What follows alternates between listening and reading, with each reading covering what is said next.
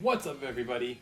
Taylor here, and let's talk about Monster Hunter 4 Ultimate for the Nintendo 3DS, which came out last Friday to kind of coincide with the release of the new Nintendo 3DS, at least here in the States. I know it's kind of been released in other times in different territories, but Monster Hunter has always been an interesting series for me. I played Monster Hunter Freedom Unite on the PSP, and I don't think I was in the right frame of mind to play that kind of game.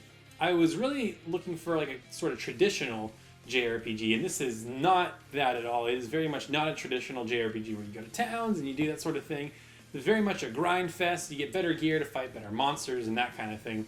So what is Monster Hunter 4 Ultimate like? Is it better? Is it more user friendly or more newbie friendly? Well, the beginning is. So in the beginning, it does some simple tutorials. Like, it opens up with kind of a turret section, actually, which I found kind of interesting. Just showing you sort of the basics of, like, you gotta hit a monster, here's weak points, here's how you pick up items, that kind of thing. And then it sort of moves on to basic quests, like, get 5 of this thing, hunt 1 of this thing, skin it, bring it back, that kind of stuff. And so for the first, I would say, good 10, 12 missions, you stay in one area when it has branching paths, and you travel from one part of the map to the next, and that's how you find the monsters, and that's how you find the items. Now, I will say that it gives you a good introduction. For anybody that's new, it gives you freedom. There's way more weapons than ever before, so if you're someone that likes to attack from range, if you like attacking quickly, if you like just a sword and shield, there is an option for you. And I believe this is maybe the biggest variety of weapons in any Monster Hunter game. I can't be sure because I haven't played them all, but from what I've been told, that's kind of the case.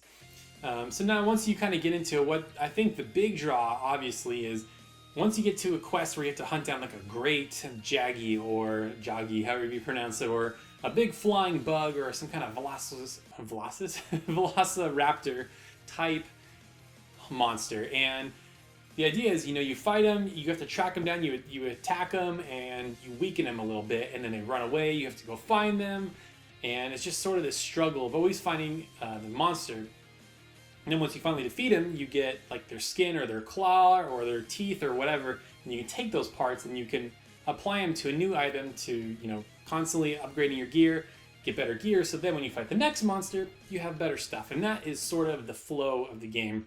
Now, is that fun?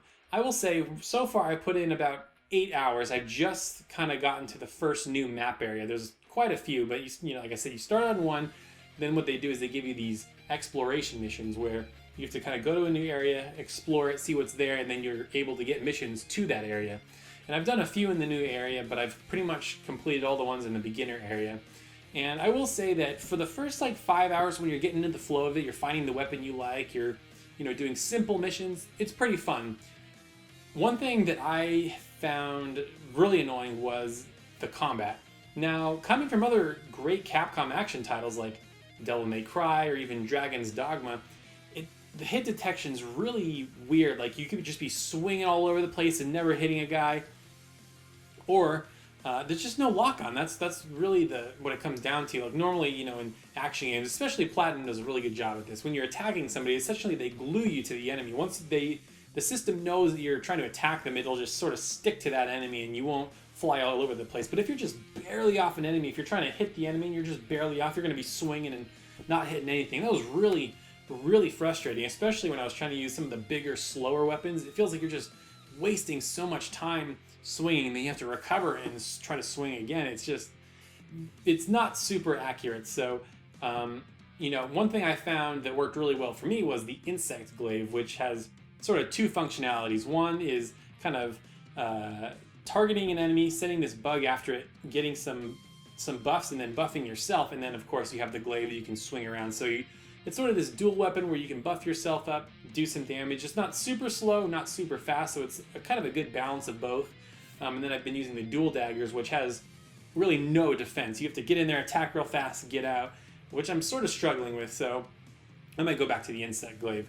But when you first meet one of the first big bosses, the Great Jaggy, that's when the game got, for me, really, really annoying, because what happens is you fight it, you damage it, and then he'll sort of slump away and go back to his den, and there's not really a way to trap it. You would think you could set up a trap, so you could stun it so it stays in one place and you can just finish it off. But instead what it does, runs away, hides in a cave, and then you're kind of like wandering around the map like, where did it go?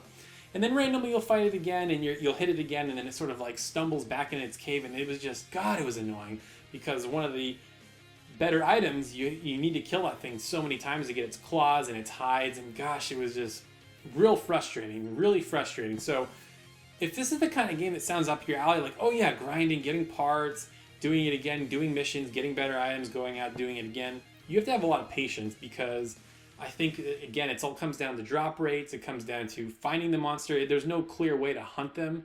There could be one area one time and then a completely different area the next time. So personally, for me, I don't know if I have the patience to kind of see this game out. Like, I've heard people playing this game for 100, 200 hours, like trying to get that ultimate set of gear, that ultimate weapon.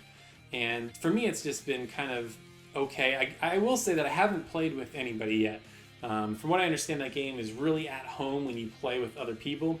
Now, they do give you this thing called a Pelico, I believe, which is like a little cat companion. Neek helps you fight and helps you gather items, but it's not anything massive. He's not going to do a ton of damage. But so for my taste, I'm going to try to give it another go. I'm going to try to finish out this next area and see what it's all about. But it's not really clicking with me like I hoped it would. Thankfully, I found it for a pretty good price, so it's not too much of a strain on the wallet, and even at full price, $40, it's not too bad. But anyways, guys, what is your experience with Monster Hunter? Is this your first Monster Hunter? Have you been a long-time fan and you're super excited for this one? I mean, this is a absolute phenomenon in Japan. Like, Japan eats this stuff up. They absolutely love it. One of the best-selling games of last year, and I think the best-selling game on 3DS. I think maybe Pokemon or Yokai Watch is right there with it, but it's just selling incredibly well. They said the other day that worldwide sales are over 3 million, so clearly there's an audience for this game. Clearly somebody's buying it. But like I said, leave your comments below. I'd love to talk about it in the comments below with you.